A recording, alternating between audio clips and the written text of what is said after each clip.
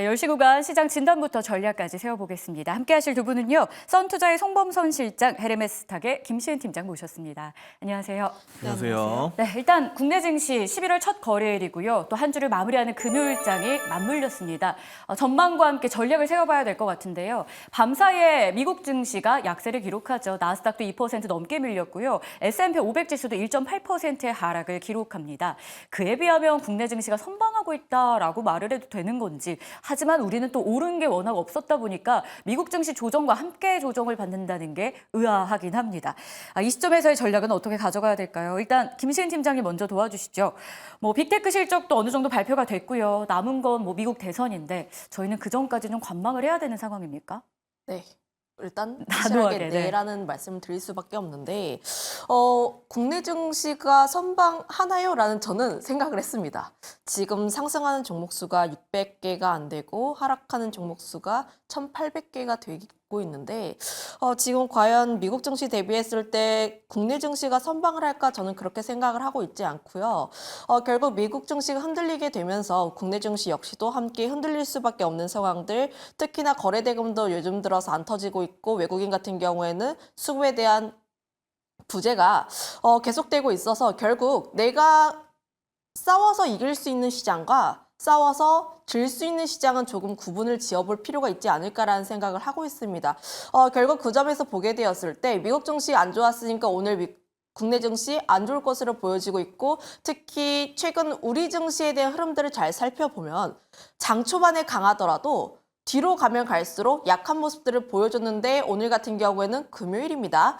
또 주말을 대비를 해야 할 필요가 있고, 다음 주 같은 경우에는 대선이 예정이 되어 있는데 우리나라 같은 경우에는 이제 선거하면 당일날 대통령 누가 됐다 이런 내용이 나오는데 미국은 그렇지가 않습니다. 선거 당일에 투표하고 우편 투표 통해서 또 먼저 선거 전에 받은 부분들을 이제 투표를 개표를 하는데 그 기간이 하루 걸릴지 이틀 걸릴지 3일 걸릴지 모릅니다. 그래서 거부기 투표라고 하는데 그 과정에서 보면 아직까지 미국 선거 당일이 되더라도 미국 대통령이 해리스가 될 것이냐 트럼프가 될 것이냐 불확실성이 계속해서 남아있는 상황인데다가 더해서 다음 주에 또 중국 부양책이 발표가 될 가능성이 높죠. 네. 그 시점 같은 경우에는 미국에서 누가 대통령이 되느냐 그 이후에 발표가 될 가능성이 높은데, 여기서 주의를 해야 하는 것은 중국에서 굉장히 큰 부양책을 발표를 하면 할수록 우리 시장에 있어서 외국인들의 투자 매력도는 더 떨어진다라는 거예요.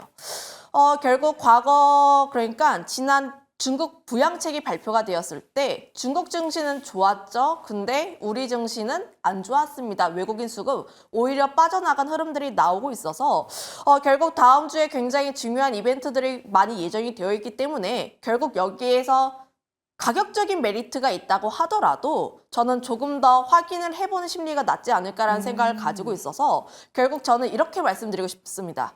현금도 하나의 전략 중 하나다, 이렇게 코멘트 드리도록 할게요. 현금도 하나의 전략 중 하나다. 이 시점에서 저희가 꼭 기억해 봐야 될 것 같고요. 대선이라는 큰 산이 지나갈 때까지는 조금 더 보수적인 접근이 당분간은 필요하겠다. 이제 얼마 안 남았습니다. 함께 힘을 내봐야 될 것 같고요.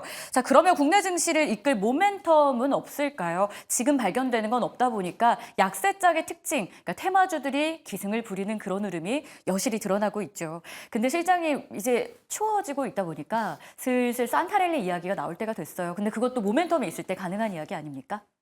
그렇죠. 1월 효과도 있고 산타랠리도 네. 있고 산타의 선물도 찾아오고 하는데요.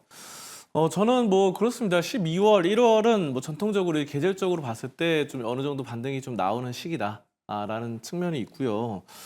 그래서 이런 말이 있죠. 증시 격언에도 5월에 팔고 떠나서 11월에 돌아와라, 이런 말이 있듯이 어느 정도 반등, 그런 계절적인 요인들은 어느 정도 있습니다. 과거 한 30년, 40년 동안 데이터를 봤을 때. 자, 그리고 모멘텀으로 보면 우리나라 같은 경우는 사실 경제가 힘들다 해도 어느 정도 지속 성장을 하고 있습니다. 약간 주춤하는 경우는 있어요. 주춤하는 경우인데 우리가 이제 또 다시 따져보면은 물가가 성장을 하죠. 물가 성장을 물가가 상승을 하죠. 물가 상승을 하면은 이게 3%가 됐든 4%가 됐든 그 기업의 물건 가격도 올라간다는 겁니다. 예를 들어서 뭐 과자를 파는 회사다, 뭐 음식을 파는 회사다. 당연히 물가 올라가죠. 뭐 채소값이든 뭐든. 이것뿐만이 아닙니다. 여러분들. 이것뿐만 아니라 뭐 광물 가격이라던가 원자재 가격들도 많이 상승을 하기 때문에 이런 점들에 따라서 물가는 동일하게 상승하고 여러분이 물가 지표를 보시면은 금을 보시면 알 수 있어요. 금은 여러분들 정말 지금 계속 올라가잖아요. 그러니까 이런 식으로 금이든 은이든 또 뭐 여러 가지 원자재들이 장기적으로 봤을 때는 수요만 어느 정도 있다고 한다면 올라가고 제가 이 말씀 왜 드리면은 물가가 상승하면은 결국은 우리가 뭐 물건 하나를 팔았을 때 이 물건 하나가 1,000원을 하다가 2,000원을 올릴 수 있다는 겁니다. 회사에서는. 그러면 마진이 올라가겠죠. 마진이 올라가기 때문에 그에 따른 수익성이 좀 잡힌다라는 측면이고 우리나라가 약한 나라는 아닙니다. 1인당 GDP가 일본을 추월을 했어요. 일본이 원래 이제 1인당 GDP가 더 높았죠. 훨씬 높았죠. 근데 일본보다 우리나라 1인당 GDP가 더 높은 상황이고 우리나라 종합 GDP, 국가 GDP로는 10위권 안에 드는 상황이고요. 자, 그리고 조선업계 뭐 선박 수출량 이런 것도 세계 1위죠. 그리고 HBM 같은 경우는 뭐 SK하이닉스와 삼성전자 두 회사가 거의 80%, 90%를 차지하고 있는 그런 전 세계 글로벌 시점이기 때문에 이런 점을 봤을 때는 저는 아직까지 우리나라의 이런 증시 모멘텀, 매력도는 남아있다 이렇게 판단하고 있습니다. 아직까지 국내 증시의 매력도는 남아있다. 그러니까 저희 좀 더 버티면 되겠다. 이런 생각도 듭니다. 맞습니까? 네. 네, 잘 버텨보도록 맞습니다. 하겠습니다. 네. 자, 삼성전자와 하이닉스 이야기를 잠깐 꺼내주셨는데요. 자, 일단 어제 삼성전자가 확정 실적 발표를 했죠. 반도체 부문에서는 SK 하이닉스보다 부진한 영업이익을 기록했음에도 주가는 선방을 했습니다. 오늘도 두 기업 모두 현 구간에선 약세를 기록하고 있지만 낙폭이 하이닉스 쪽이 훨씬 더 크거든요.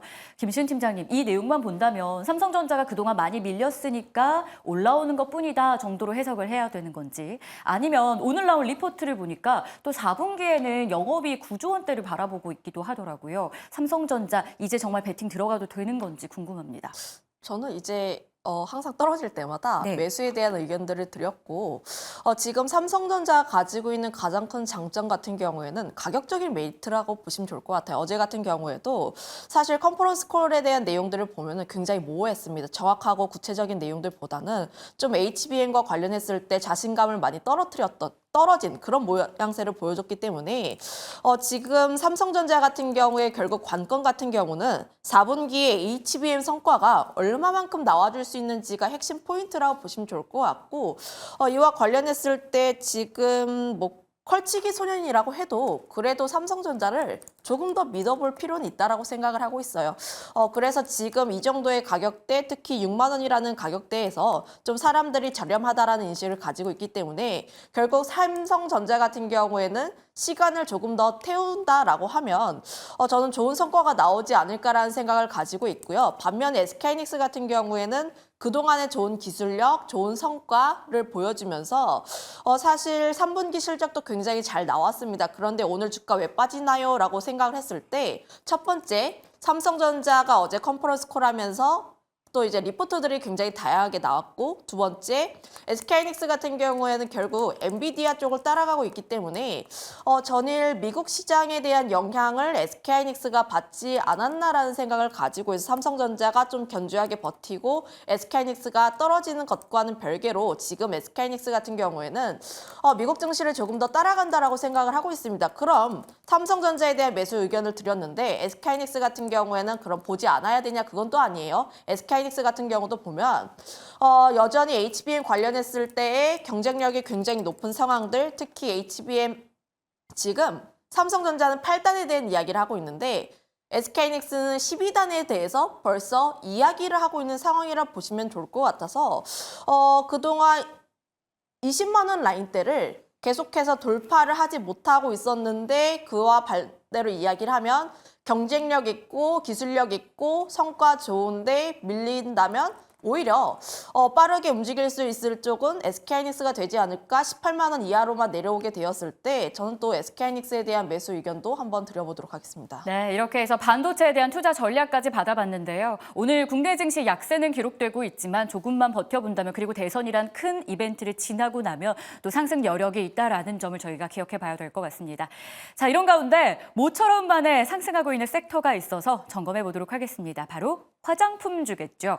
아모레퍼시픽이 실적을 잘 발표를 합니다. 이에 따라서 시가대 거래에서도 상승을 했고요. 오늘 본장에서도 상승, 그리고 화장품주 전반적으로 강세를 보이고 있습니다. 특히나 중소형 쪽에 강세가 더 두드러지고 있죠. 하지만 어닝 서프라이즈를 기록했음에도 증권가에서는 아모레퍼시픽에 대한 목표가를 하향하고 있는데요. 실장님, 일단 호실적에도 목표가가 하향되는 배경부터 좀 들어볼게요. 뭐 실적은 괜찮게 나오죠. 아모레퍼시픽 같은 경우는 매출이 9,772억 이렇게 나오고 영업이익 같은 경우도 예상치였던 435억보다 좀 높아요. 그래서 652억 나왔는데 왜냐하면은 이게 좀 안 좋게 목표가를 잡힌 이유 같은 경우는 이 코스알엑스 여기에 성장성 둔화 때문입니다. 그래서 여기가 이제 연간 매출 성장률이 전망치가 50%에서 30% 아래로 이렇게 하향 조정을 했어요. 그래서 여러 가지 뭐 세럼이라던가 비타민 C 이런 코스알엑스 부분이 좀 안 좋게 좀 잡힌다라는 측면이 나타나고 있고요. 근데 이제 이런 부분들은 전반적으로 이제 중국 의존도가 굉장히 높았었죠. 아모레 같은 경우는 예전부터. 근데 중국 의존도를 좀 탈피하면서 유럽향 의존도가 높아지고 있습니다. 그래서 여러분들 보시면은 중국 의존도는 좀 낮아지고 유럽향 매출 의존도가 높아지면서 거의 비슷해지는 이렇게 나타나고 있거든요. 자, 그리고 우리나라 같은 경우 또 일본 뭐 마녀 공장 같은 경우도 일본도 그렇고 또 뭐 실리콘투 이런 기업들은 이제 미국향으로 또 공략을 잘 하고 있기 때문에 이런 미국향 쪽에서 계속해서 또 수익을 창출한다 한다면 결국 중국에만 의존하지 않아도 되겠다. 이번 아모레의 이런 실적 긍정적인 지표가 아주 좀 앞으로의 이 화장품주들이 네. 좀 좋게 좀 발표되지 않을까 이렇게 예상하고 있습니다. 그런데 며칠 전에 발표한 LG생활건강의 어닝쇼크가 또 비교 위에 올라오게 되더라고요. 팀장님 생각은 어떠세요? 일단 중국에서 발목을 잡힌 게 LG생건이라 어닝쇼크였고 북미 쪽에서 선방을 한 게 아모레퍼시픽입니다. 그래서 결과도 다르게 나왔죠. 주가의 흐름도 다르고요. 앞으로 이 대형 화장품주에 대한 투자 전략을 어떻게 가져가면 더 좋을까요? 대형 화장주를 굳이 할 필요가 있을까에 대한 첫 번째 네. 의문점이 있고요. 네. 그 이유가 지금 아모레퍼시픽이 호실적이 나왔음에도 불구하고 음봉으로 되고 있죠. 그 이유가 실적은 굉장히 잘 나왔는데 현재 서프라이즈가 굉장히 크게 나왔던 이유가 중국 쪽에서의 적자가 원래는 이만큼 나와야 되는데 이만큼 나왔다는 것이 주요 요인입니다. 그런 상황 속에서 지금 코스알엑스가 2분기로 편입하게 되면서 북미 쪽에 대한 매출도 굉장히 많이 늘어나는 것도 사실이에요. 그런데 지금 일각에서는 이런 내용들이 나오고 있습니다. 코스알엑스의 성장률이 우리가 생각했던 것만큼 가파르게 나오지 않는다라는 거예요. 그리고 우리가 화장품을 살 때를 잘 생각을 해보면 옛날에야 LG생활건강에 뭐 이제 어떤 것 혹은 아모레퍼시픽의 뭐 라네즈라든지 뭐 이런 거를 많이 썼는데 최근 올리브영 가면 어떤 거 쓰시죠? 뭐 삐아라든지 아니면 중소형 제품을 많이 사용하죠. 로맨이라든지 네. 결국 트렌드가 변화하고 있는데 저는 대형주에 조금 더 집착하는 것은 맞지 않다라고 생각을 하고 있고요. 오히려 내가 화장품 쪽에 대한 트렌드를 조금 더 잘 알고 있다 하시는 분들 같은 경우는 저는 ODM 쪽이 조금 더 낫지 않을까라는 생각을 가지고 있는데 결국 트렌드라는 게 화장품 트렌드라는 게 굉장히 빨리 변화합니다. 유행 시기가 거의 3개월도 안 된다라고 보시면 좋을 것 같고 그거에 맞춰서 색깔이라든지 질감이라든지 혹은 제형이 굉장히 많이 바뀌고 있는데 그렇게 되었을 때 뜨는 브랜드가 굉장히 달라요. 항상 올리브영 순위를 보면은 그때 당시에 유행하는 화장품이 굉장히 다르기 때문에 결국 트렌드를 조금 더 민감하다라고 여기시는 분들은 이들을 고객사로 보유하고 있는 ODM 같은 경우가 오히려 안정적인 실적 성장에 대한 기대감이 있지 않을까라는 생각을 가지고 있어서 저는 지금 화장품 섹터 쪽에서 조금 더 관심 있게 봐야 한다라는 쪽은 ODM사가 되지 않을까라는 생각을 가지고 있고 그다음에 지금 개별 종목군들 그러니까 브랜드 쪽으로 가게 되었을 때 미국이라든지 일본 쪽에서의 이미 성과는 어느 정도 나왔습니다. 이미 일본에서 진행 잘하고 있던 기업들이 미국 쪽에서의 침투를 조금씩 넓혀가는 것도 우리가 이미 알고 있는 사실이기도 해요. 그러면 여기서 화장품 섹터가 다시 한번 주가가 올라가기 위해선 우리가 기대했던 그 이상의 퍼포먼스가 나와야 합니다. 저는 그것이 지금 블랙 프라이데이 쪽에서의 순위가 되지 않을까라는 생각을 가지고 있는데 결국 사람들은 조금 더 확인하고 싶어하는 심리가 조금 더 강한 것 같아요. 그래서 블랙 프라이데이 때의 순위를 확인을 하고 그 다음에 홀리데이 시즌이라든지 연말 연초에 이미지를 조금 더 다진 다음에 성장세를 조금 더 보는 게 맞지 않을까라는 생각을 가지고 있어서 지금 아직까지 화장품 섹터 같은 경우는 추세가 잡히지 않았습니다. 특히 수출 데이터라든지 굉장히 다양한 요소들에 의해서 변동성이 크게 좌우가 되고 있기 때문에 지금 사람들이 확인하고 싶어하는 화장품 피크 아웃에 대한 우려를 11월 블랙 프라이데이 때에 조금 더 확인시켜줘야 할 네. 필요가 있지 않을까라는 의견도 한번 드려보도록 할게요. 대형주보다는 중소형주의 매력이 더 높은 상황이라서 중소형주 안에서의 전략을 세운다는 게 조금은 의아한 상황이다라는 이야기까지 전해주시면서 만약에 본다면 ODM 쪽이 좋겠다라는 추가 전략이 나왔습니다. 송 실장님 생각은 좀 어떨까요? 중소형주가 올해 K뷰티 열풍으로 대형주에 비해서 많이 올랐거든요. 그럼에도 중소형주 중심으로 더 갈 거라고 보세요? 저 같은 경우는 뭐 둘 다 어느 정도 좀 가져가면 좋겠다 이렇게 좀 판단을 하고 분산 있고요. 투자하자. 네, 분산 투자로 좀 네. 괜찮을 것 같고 뭐 해외 투자 같은 경우 아까 전에 말씀드렸다시피 뭐 실리콘2가 네. 어느 정도 미국 향으로 좀 잘 되고 있고 뭐 일본 향으로는 마녀 공장이라든가 등등 잘하고 있는데 저는 대형주로서는 아모레 G가 좀 괜찮다고 보고 있습니다. 아모레 G 같은 경우는 좀 강력한 이런 자산 가치가 있죠. 자산 가치가 있는 상황이고 현재 이제 낙폭 과대 종목으로서 이번 실적 또한 좋게 나왔고요. 저번 2분기 때 이제 아모레 이 퍼시픽이 좀 안 좋게 나와가지고 이렇게 급락을 했던 적이 있었는데 아모레 G 같은 경우는 2분기 때도 이제 단기 순이익이 200% 이상 성장을 했습니다. 자, 그렇기 때문에 아모레 퍼시픽의 이 모회사로서 아모레 G가 실적 부문이 잘 나타나고 있고 아모레 G 역시 일본향으로 지금 계속해서 뻗어 나가고 있습니다. 일본 쪽으로 지금 문을 두드리고 있기 때문에 이런 점들이 좋고 그리고 여러분들이 이제 11월이 되면은 굉장히 좀 긍정적이라 볼 수 있는 거는 바로 아까도 말씀하셨듯이 이제 블랙 프라이데이가 있고요. 또 그리고 11월 11일 날 중국에서는 또 광군제가 있죠. 광군제 같은 경우도 굉장히 큽니다. 중국 사람들이 하고 중국이 인구가 또 많잖아요. 자, 그렇기 때문에 그런 점에 따라서 광군제나 블랙 프라이데이 이런 쇼핑 시즌이 이벤트가 열린다. 그래서 저는 화장품 뭐 아모레 G 괜찮고 또 좀 약간 작은 거 중에서는 이찬불도 괜찮은 것 같아요. 이찬불. 그래서 이찬불이나 이런 오늘 약간 떨어졌는데 이찬불 전체적으로 봤을 때는 좀 바닥 다지기 들어가지 않았나 싶어서 저는 두 종목이 좀 현재 주목해서 보고 있습니다. 네, 좋습니다. 이렇게 해서 화장품주에 대한 전략까지 세워봤습니다. 아모레 퍼시픽이 호실적을 나타내긴 했습니다만 두 분은 여전히 대형주보다는 중소형주의 매력을 더 높게 평가하고 있습니다. 참고해 보시죠. 자, 이렇게 해서 큰 그림을 먼저 잡아봤는데요. 세세하게 개별 종목 장세가 강하다 보니까 종목으로도 시장 한번 들여다볼까요? 첫 번째로 고려아연 준비했습니다. 금감원이 고려아연 유상증자의 위법 여부를 조사한다라면서 제독을 걸었습니다. 즉 유상증자에 대한 무산 기대감이 시장에 확산됐고요. 주가는 강세까지는 아니어도 일단 반등세가 포착이 되고 있습니다. 김시은 팀장님, 고려아연 투자 전략 어떻게 세워야 될까요? 저는 투자 안 했으면 좋겠고요. 그냥 바라만 보면 될까요? 지금 이미 이렇게까지 노이즈가 많이 끼어있는 종목군들 같은 경우에는 좀 투자 굉장히 많이 하신 분들의 영역이라고 보시면 좋을 것 같습니다. 하루 종일 내가 매매를 하거나 혹은 내가 핸드폰 볼 수 없다 하시는 분들은 이런 종목군 투자 안 하시는 게 좋지 않을까라는 생각을 가지고 있고요. 지금 고려아연 관련했을 때 유상증자 관련 내용이 나오면서 굉장히 큰 폭의 하락세가 나왔던 상황들 그리고 지금 금감원에서 불공정 행위에 대한 여부가 있는지 검사를 하겠다고 하면서 다시 한번 반등에 대한 내용들이 나와주고 있긴 한데 다만 중요한 점은 불공정 행위 여부 진위 여부랑 유상증자 증권 신고서는 별개의 작업이라고 보시면 좋을 것 같아요.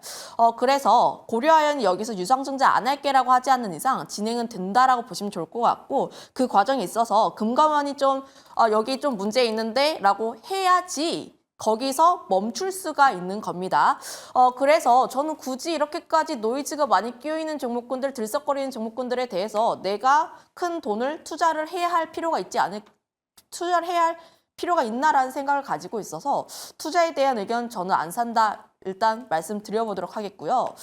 보유하신 분들 역시도 저는 리스크 관리 어느 정도 하실 필요가 있지 않을까라는 생각을 가지고 있어서 지금 보수적으로 말씀을 드릴 수밖에 없다 이렇게 정리하겠습니다. 고려해야 노이즈가 너무 많은 상황이기 때문에 따라 붙거나 혹시나 여기서 물량을 더 늘린다면 변동을 그만큼 감내해야 된다. 좀 보수적인 이야기를 주셨는데요. 송 실장님 생각은 어떠세요? 고려현 보유자들이 정말 많으실 것 같거든요. 오늘 반등해주면서 다시 한번 100만 원 선을 회복하고 있는데요. 다시 올라서 그 100 이상의 영광을 기대해도 될지 아니면 고려현 여기서 마무리되고 또 뭐 티웨이 항공이라던가 또 다른 경영권 분쟁 쪽으로 수급이 붙진 않을까 이런 고민들이 공존합니다. 고려아연에 대해서는 제가 저번 주에 네. 매도 의견을 드렸고요. 그리고 저도 역시 이 종목을 좀 안 사는 게 좋겠다 이렇게 생각합니다. 이제는 안 사야겠다. 그리고 저번 주에 이미 파셨던 분들은 좀 고점에서 팔지 않았나 싶고요. 자, 근데 왜 그러면은 이게 지금 고려아연이 제가 이 고려아연 광고도 많이 봤거든요. 최근에 뭐 핸드폰 앱이나 이런 데 보면은 고려아연입니다. 저희 주식을 믿고 매수해 주세요. 막 이런 광고도 많더라고요. 근데 그렇게 믿고 매수할 수 있는 그런 종목으로 어필을 했는데 갑자기 이제 이런 유상증자를 했다. 뭐 이게 좀 무산되고 이렇게 하지만 금가돈 때문에. 근데 이런 거는 이제 신뢰의 문제입니다. 우리가 이제 신뢰가 유상증자라던가 뭐 전환사채 발행 이런 거 있잖아요. CB 발행이라던가 등등 이런 것들을 갑자기 이렇게 주주를 배려하지 않고 이렇게 갑자기 실행하게 되면은 이 기존 주주들의 가치가 좀 약간 훼손돼요. 훼손되기 때문에 왜냐면은 뭐 이번에 보니까 이제 67만 원 선에 추가 매수해라 뭐 이런 식으로 나오더라고요. 추가 발행. 그럼 지금 100만 원인데 67만 원이면은 이 적정 가격이 67만 원 선으로 좀 약간 그런 식으로 책정이 되는 느낌입니다. 자, 그래서 그런 것들 때문에 지금 굉장히 기존 주주들을 약간 무시하는 느낌? 이런 것들은 왜 약간 접근하면 안 되냐면은 이게 다음 주나 아니면 1년 뒤, 2년 뒤에 또 유상증자 갑자기 발표할 수도 있습니다. 예. 이 한번 범죄를 저질렀던 사람이 또 범죄를 저질러요. 그렇기 때문에 이거 뭐 잠잠해지면은 또 1년 뒤, 2년 뒤에 또 갑자기 폭탄 유상증자 발언하면은 상당히 좀 위험하거든요. 그래서 저는 웬만하면은 여러분들이 유상증자 갑자기 폭탄 발언해서 이게 엄청난 대규모 투자로 진짜 막 신성장 동력으로 뭐 엄청난 수익성을 3배, 4배 담보한다. 이런 사업에 대한 투자 이런 게 아니라면은 약간 멀리하는 게 좋겠고 저는 오히려 여기 관련주로 치면은 지금은 오히려 영풍이 다시 한번 또 영풍을 또 돌아보게 되는데 영풍이 또 매력적으로 보입니다. 그래서 차라리 고려아연을 내가 꼭 매수하고 싶다. 이거 관련주로 하고 싶다 그러면 오히려 영풍이 좀 가격적으로 조정을 많이 받았어요. 이거는 64만 원에서 지금 거의 반토막 났습니다. 그렇기 때문에 오히려 영풍에 대한 접근이 더 낫겠다. 저는 이렇게 판단하고 있습니다. 알겠습니다. 실장님 연이어서 저희 한 종목만 더 봐주세요. 유비케어 오늘 급등세를 좀 나타내고 있는데요. 위고비 열풍이 아직도 뜨겁습니다. 온라인 쇼핑몰인 미소불닷컴을 통해서 위고비를 대량으로 확보했다라는 소식을 전하며 급등세를 나타내고 있는 건데요. 위고비 관련한 종목들이 지금 돌아가면서 올랐고 지금은 잠깐 쉬고 있었어요. 다시 한번 이 열풍이 이어지겠습니까? 위고비가 정말 인기가 많더라고요. 네. 그래서 많은 부작용에도 불구하고 막 구토를 하는 등 그럼에도 불구하고 굉장히 많은 열풍이 이어지고 있는데 중요한 건 이렇게 인기가 있는 제품을 유비케어가 확보했다는 건 굉장히 긍정적입니다. 근데 사실 유비케어의 재물을 딱 들여다보면은 단기 순이익이 2분기 연속 적자입니다. 올해 3월, 6월 이렇게 발표한 게 다 적자인데 근데 이 시점에서 이렇게 위고비를 많이 대량으로 확보를 했다는 거는 그에 대한 이 매출이 더 많이 일어날 것이다. 순이익도 약간 흑자 전환에 대한 기대감 이런 것들을 좀 기대를 할 수 있다고 봐요. 그리고 이제 이 종목 같은 경우는 사실 많이 오른 게 없어가지고 그동안 계속 눌리다가 이렇게 한번 치고 올라간 것이기 때문에 저는 앞으로의 흑자 전환 예상 이런 것들로 위고비 그리고 유비케어가 현재로서는 좀 긍정적이다 이렇게 판단하고 있습니다. 좋습니다. 마지막으로 한 종목 더 보면서 시작 이야기 해보도록 할게요. SK이노베이션입니다.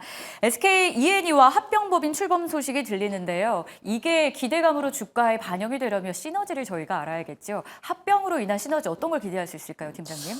일단 뭐 관련해서 에너지 관련했을 때 시너지가 좀 기대가 된다라고 보시면 좋을 것 같은데 네.